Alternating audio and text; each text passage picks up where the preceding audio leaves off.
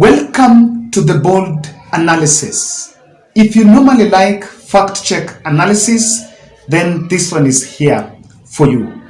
I am seeing a hype around this story that Raila's tenure as AU infrastructure, especially Envoy on infrastructure, ended after 5 years. And I see people trying to yield political clout, or rather draw political mileage to it. But at the end of it, it could be a job lost. But I just wonder how many Kenyans are losing a job, are losing jobs daily here. If it is a job loss, then it's not new. Personally, I lost a job in radio, yes, some time back. So I don't think this is something that is new. But in this analysis, I want us to fact check and see what, where, how it happened and where it's coming from, so that we can also make some very concrete interpretations on this. Before we do that, I want to humbly request you to subscribe to our channel, click the notification bell and like our video. Those who are watching from different parts of the globe, asanteni sana. Thank you very much. But I need to tell you that Pauline Njoroge was working with Raila Odinga on this front, so we will get a lot of information if you follow her. The letter you are seeing here was written on 19th February. That was on Sunday. That weekend is the day William RUTO was in Addis Ababa to attend the AU summit themed on climate. So it was that weekend. That weekend, I think Raila was holding rallies in the western part of Kenya. That is the Kisii and the Kisumu rally. Then Raila and RUTO, Raila did not attend the Addis Ababa meeting, but RUTO attended it. So it was written on Sunday. Then on Wednesday, Raila called for the mass action. That was yesterday, saying that he's giving a 14 days notice, after which Raila is going to call for that mass action. So this letter was written on 19th. But yesterday, hours after Raila made that statement, Nation wrote that story later in the night. And they said that they broke the news that Foreign Affairs had already said about it. So the news was broken yesterday after the mass action. The letter was written on Sunday. So the question here is, between the media, the Nation, the embassy, and Raila Odinga, who do you think was notified? We understand that the letter was an email. So it was in an email, and then the others were copied. Raila Odinga Secretariat, and also they think the Ministry of Foreign Affairs. So I want you to look at the way it was handled, because I'm paying a lot of attention. And let's look at this tweet by Kabando wa Kabando in reaction to what the Nation journalist wrote. That's what I want. Not of the Nation journalist. Let's look at what the Ministry of Affairs wrote. They shared it in Twitter. Let's look at it, because we wanted to see. This is Korir Siongei. This is a PS. He said, "End of tenure notification. We thank the Right Honorable Raila Odinga for his service to the continental body." And I think Kabando was taking an issue with the messaging, saying, "Dear PS, there are provisions in Government Code of Conduct manual guiding such correspondences and communications.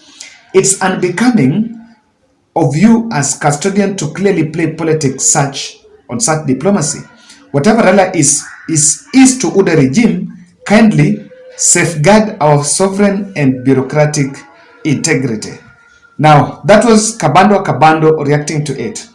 Without profiling a journalist, I have seen him being profiled, and I don't want to take that. Some gentleman known as Kevin Cheriot, and is my good friend.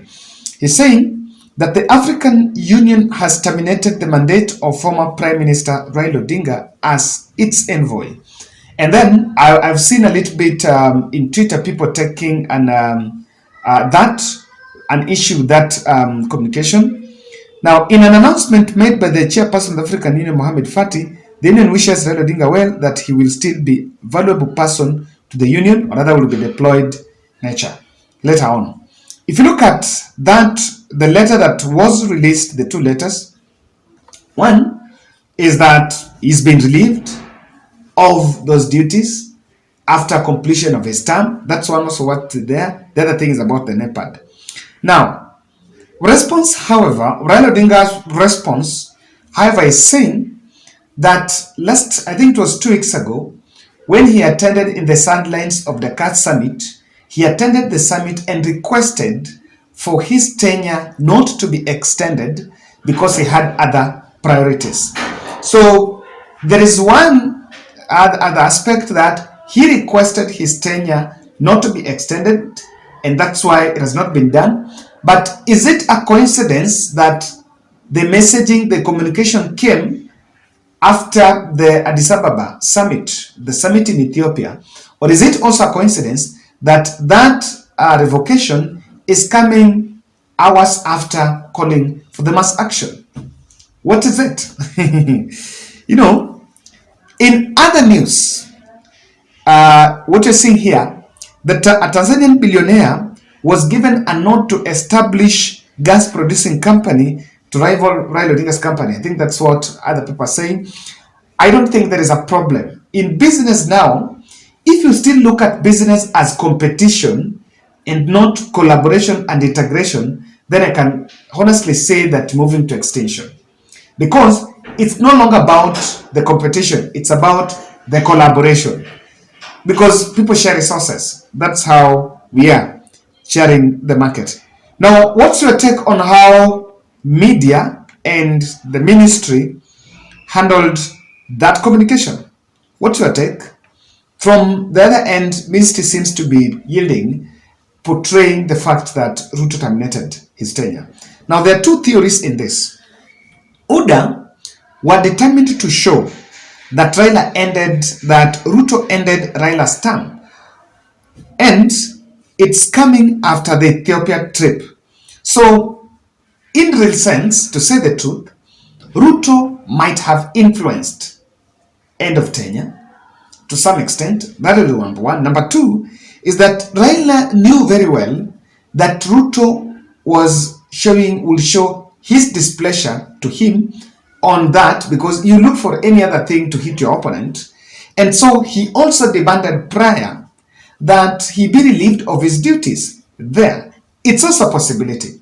But all in all, there is something that we have to see, that RUTO might have influenced the decision for Raila to be relieved. Because Raila is saying in his response that himself, he did not want the term to be extended. What does that mean? That there was a window to extend the term. But let's look at it. He has served us 5 years, in 5 years. So what's the problem? I don't think it's been cut prematurely or so. But what's the problem? I want us to look at the intention, or rather, what could have influenced William Ruto to curtail that role, or rather to cut down that. Now, very clearly, that job was giving Raila Odinga some international clout. I was looking at the benefits of that position. Number one, preferential special visa, if you remember.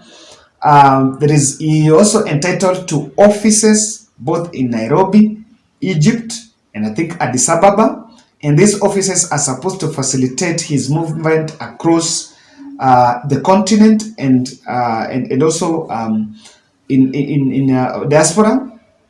That's number two. The other thing, I've also looked at, I think, special treatment also, but I have not seen annual or monthly remuneration. Probably it's just about the allowance. But then, that was also an opportunity that was giving him some international clout. Ruto will not want that, because remember, when he was in Ethiopia, he mentioned that the AU should look at the increasing trend of the coups in Africa. So with Raila Odinga's international clout, it can have an influence in terms of what's going on in Africa, and it's also an opportunity to mobilize the resources. So I look at as one of the reasons. Number two, I think the UDA team would want to create an impression of African disdain, that Africa hates Raila Odinga. I think that's what it is. And letter came from Faki and he influenced. I can tell you that wait tomorrow or the other day, you'll be told about how African Union terminated his term because he was sitting uncomfortable with the government. Even though I want to be a bit objective enough and say this. With the anti-government rallies that are going on at the continental level, his possibility, or rather him working the continental level, I know the state might even issue some red alerts and say, I'll term him as a rebel, not as an opposition leader, as a rebel. And that would not work in favor, because some of the things that are given, maybe Kenya can start pulling some diplomacy tiff with the African Union and say that, okay, you are supporting a man that according to us in the state we look at him as a rebel. So to me, it also borders that. And again, this is just a revenge on anti-government rallies. Of course, you want to hit your enemy. You need to find anything around. It's serving as a signal, according to what I can also see, because, in fact, the Railas AU job has never been talk of town. Even these rallies did not start today. The man that I have seen UDA calling for him to be fired has been Uhuru Muigai Kenyatta. They have been saying Uhuru Kenyatta needs to leave that job because he's supporting Raila Odinga, but they've never been saying that Raila needs to leave that job because he's opposing the government. So that's my take into it. This is the trap that the state might fall into. When you want to glorify the fact that Raila's tenure has ended there, and don't tell it to the population that, okay, tumemfukuza kazi, but don't you think that the same sword that can be turned, that it's not only, maybe you've just started with Raila, but you've been firing people. Okay, I can tell you that job was influenced directly by former President Uhuru Kenyatta. And so, apart from Raila, there are also others who are in parastatals when wamefukuzwa kazi. So it might be a trend of reversing everything that Uhuru did. They might fall into that trap. I wish someone will advise the ministry, the foreign affairs, and there are these guys masquerading here as people who, but there's showing a lot of incompetence, that leave it to the African Union. In fact, that's the African Union may find a kuliko taking a political credit, because when you take a political credit from it, there is no difference between what they might have perceived to have done to Raila and what the others, because people have been losing jobs left, right, and center, even in media. So, guys, that's it. I don't think we should go the route of profiling Kevin Cheriot. He's in his job, and there is house policies on some of these stories, so you never know.